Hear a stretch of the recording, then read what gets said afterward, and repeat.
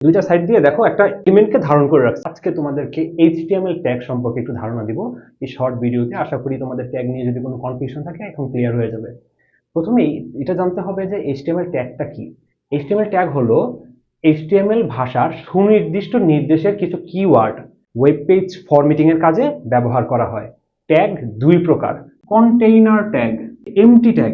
MT মানে তোমরা জানো খালি। কন্টেইনার মানে কি, যেটা কোনো কিছুকে কন্টেইন করে রাখে।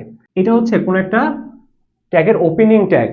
এটা হচ্ছে ওপেনিং ট্যাগ, এটা কোনো একটা এলিমেন্টকে ধারণ করে রাখে ক্লোজিং ট্যাগের মাধ্যমে। এটা হচ্ছে ক্লোজিং ট্যাগ।